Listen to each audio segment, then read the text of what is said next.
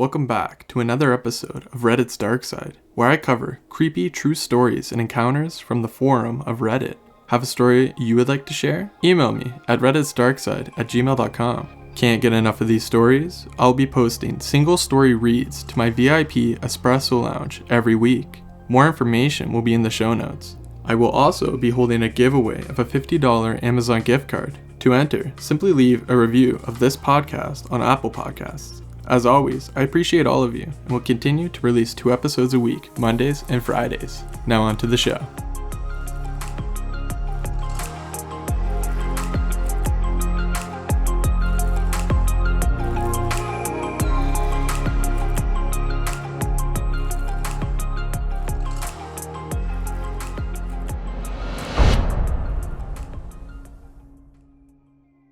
Five huge armed men looking for praise, posted by unknown survivor. Hi, I'm a young girl living in Iran, and I've made this anon account to post things that could threaten my safety if they were ever posted on my main account. As you probably already know, Iran's going through a revolution and people have been protesting again for 2 months straight. People often chant, "Down with the dictator," from their windows at night here. Tonight, they had just stopped when I decided to go for a smoke. I went to the main street, which is less than 50 meters away from my home. I wasn't wearing a hijab, and to be honest, I was paranoid about it all the time, but everything went perfectly normal, and I turned around to go back home, thinking I'm being too scared these days. Halfway through the alley, I noticed a group of 5 huge men. One of them was holding a speaker that was playing one of our protest songs. 2 of them were shooting laser beams into windows at each side of the alley, and the others had guns. They were the Islamic Republic's forces baiting people to come to their windows. I couldn't look at them when they got closer. I just held my breath and walked past them while my heart was about to jump out of my chest. I didn't take more than a minute, and I was only a few meters away from home, yet it felt like forever, and at that instant, I was almost certain I'm not going to get home. I was terrified and all alone there, as these huge armed men, looking for probably the most peaceful protesters ever, were walking towards me while I wasn't wearing a hijab. I don't know if they really minded me much or not, but regardless, it was absolutely horrifying for me.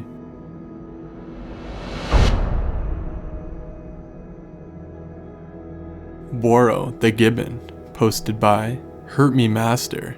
This happened in Thailand in 2014. I had lost my job in Zurich and decided to use the opportunity to make a trip around the world. Starting with Southeast Asia, I've always wanted to work with animals, so after backpacking Vietnam and parts of Thailand, I applied for a volunteer position at an ape sanctuary. They told me I could start whenever I wanted. The deal was that I had to make a deposit of around 20,000 baht, which nowadays translates a bit more than 500 USD. They told me that if I stayed at least 3 months, I would get 70% of my money back. The early days of working there were wonderful. The place was full of young people, motivated people who thought they could save the world, one ape at a time. The majority of animals were rescued, gibbons. Our goal was to nurse them back to health and eventually release them back into the wild. Our responsibilities as a volunteer were to feed them, clean their cages, and educate visiting tourists about the horrors of the illegal fur trade in Thailand. Before they came to us, most of the gibbons had been abused as tourist attractions. You know those pictures you see on Facebook from people being on vacation somewhere in Asia, where they hold cute animals into the camera. This is how the poachers make their money. They will put a gibbon, lizard, or slow loris on your shoulder, snap a picture, and charge you for it afterwards. I can tell you that every single one of those animals has been through hell and was or will be killed soon after the photo was taken. On average, to get a single baby, a poacher has to kill 15 other gibbons. This is because they are still attached to their mother at that age. The poachers will shoot her first. Then they will shoot the father because they will be trying to protect them. In most cases, the baby won't survive the fall from the tree, so the poachers have to kill a few more families until the baby lives. Then the real pain starts. They have their fangs ripped out without anesthetics, so they can't bite. They will be drugged so that they stay awake during the night when the tourists roam the streets. They will be chained so they can't escape. They will be kept in cages, fed the wrong food, and some will be taught to drink alcohol or even smoke. And as soon as they are no longer of use, they will be left to die.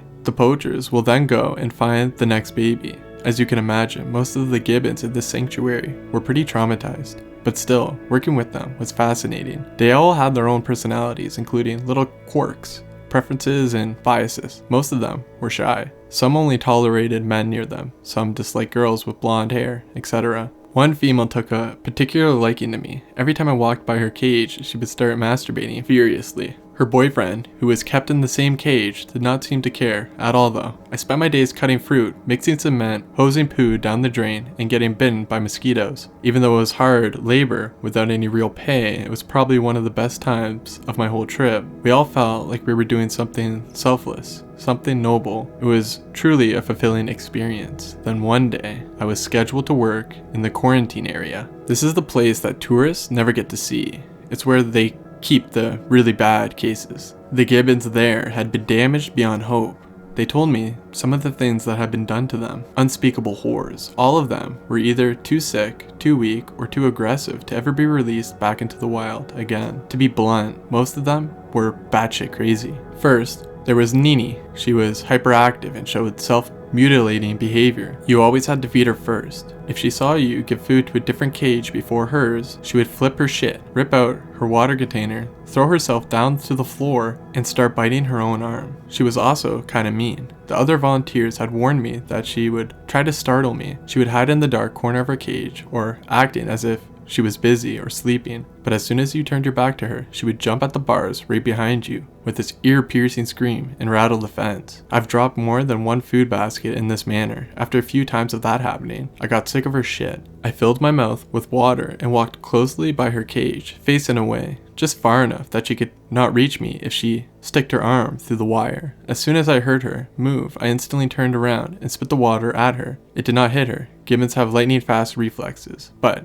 she never tried to scare me again after that. Then there was one who literally looked and behaved like a zombie. His name was Fanta. He had been blinded by an infection in both eyes. They were white and foggy. Big chunks of his fur had been falling out, giving him a very decrepit appearance. He never swung and only moved slowly, walking along the branches in his cage. You had to rattle his food basket during feeding time so he would know when to come and eat. Another one was called Pam. She was special. She never told me what happened to her, but she was missing one foot, one hand, and all but 2 fingers on her other hand. He had to cut up her food into really small pieces because she had a hard time eating. She was already old for a gibbon and very calm, yet there was something out of the ordinary in her eyes, something intelligent.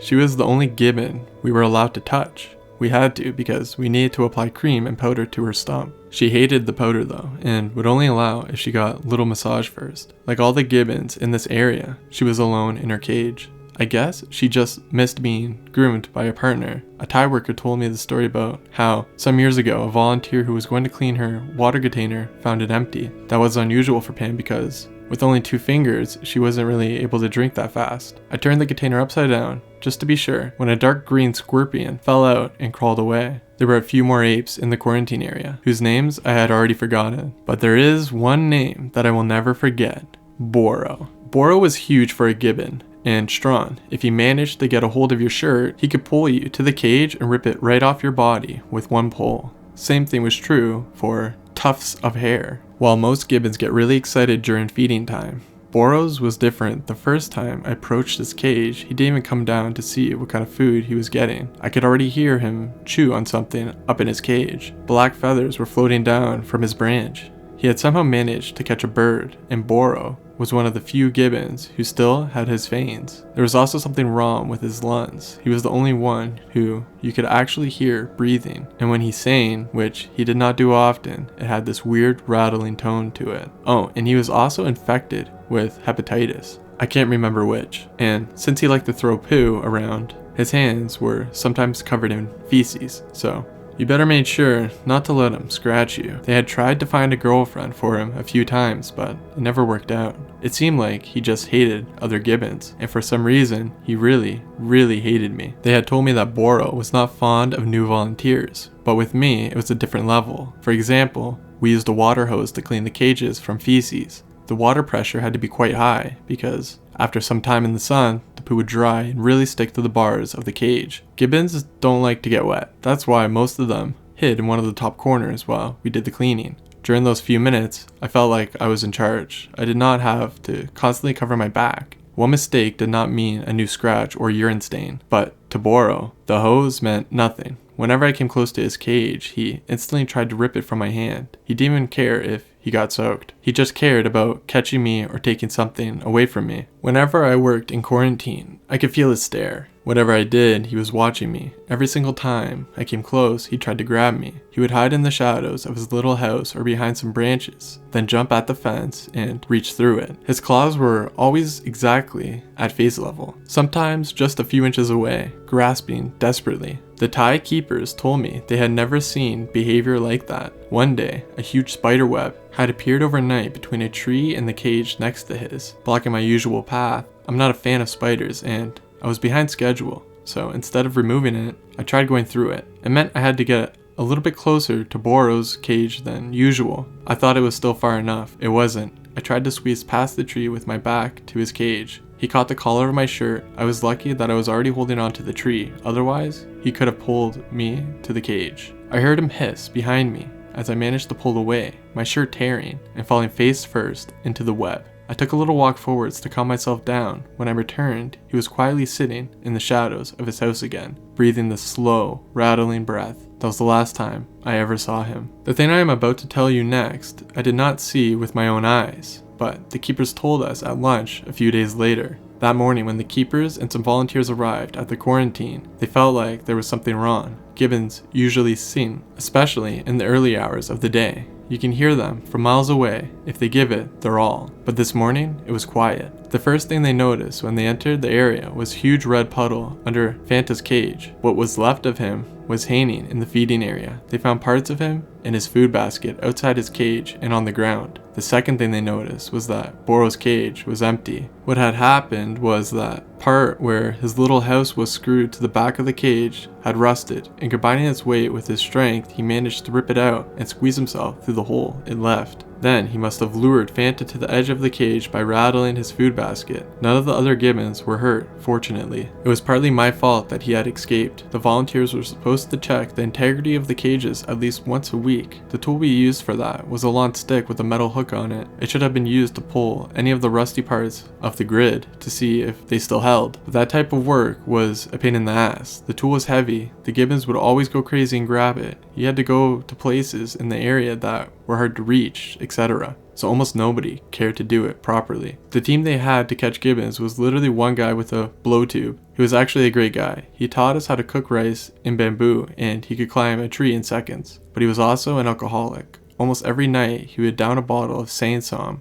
and then try to find a way into the women's bungalow. Nobody really had any hopes of catching Boro again, unless he would return to his cage by himself, which some Gibbons before him actually did. From that moment, they told me that Boro had escaped. Working in the sanctuary became quite stressful for me. I always imagined him watching me from the trees outside. They went looking for him in the forest, but there was no trace. Not even once we heard him sing in the distance. Still, every time a branch snapped somewhere behind the trees, I twitched.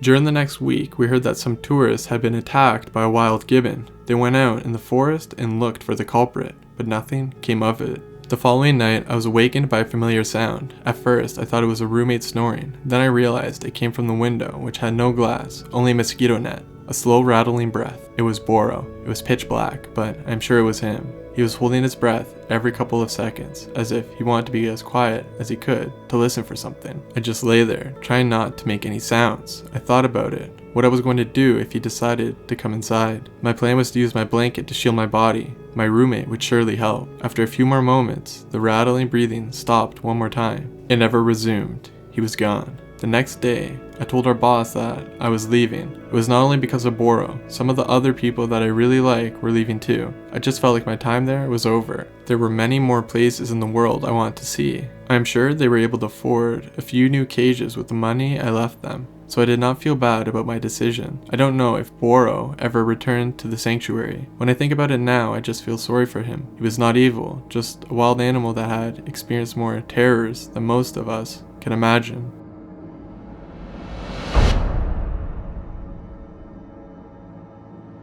Random man tried to get in my car late at night. Posted by lyrical_lotus. This happened about 10 years ago. I was in graduate school at the time, working on my master's degree for clinical social work. My practicum was a confidential shelter which housed women and children seeking shelter from domestic violence. Since I was an intern, I worked a lot of late night shifts. After closing up at the shelter, I headed home. It was after midnight and the roads were fairly empty. I lived in a smaller town at the time, so this was not unusual. As I approached the stoplight, I noticed a man a few yards away walking towards the crosswalk. I suddenly felt very anxious and had an unsettling feeling, so I immediately locked my car doors. This was before I had a car with automatic locks. I usually drove without locking my car doors, as I had never felt unsafe while doing so. I felt better after having locked my doors and pulled up to the red light. Staring ahead, I noticed the man never crossed the street. I glanced to my right, where I had seen him earlier, and came face to face with his face pressed up against my passenger side window. I screamed and honked my horn and told him to go away, but he continued standing there, staring right at me. Then he tried the handle of my door without success. I continued screaming at him, honking my horn, and waiting for the red light to change. The man straightened, stepped away from the passenger side door, and moved quickly to my driver's side door, trying the handle again. But without success, he stood with a wide stance next to my car, as though he was lunging. At that moment, I thought to myself, screw it, and slammed the gas to run the red light. The man kind of stumbled when I did this, and I think I ran over his foot in my escape. When I arrived home, I woke up to my husband to tell him, and called the police. The police never found the man, as by the time they sent someone out, he was gone. The police officer did commend me for running the red light, as well as for potentially running over the man's foot. So, to the creepy man who tried to get into my car in the middle of the night, let's not meet.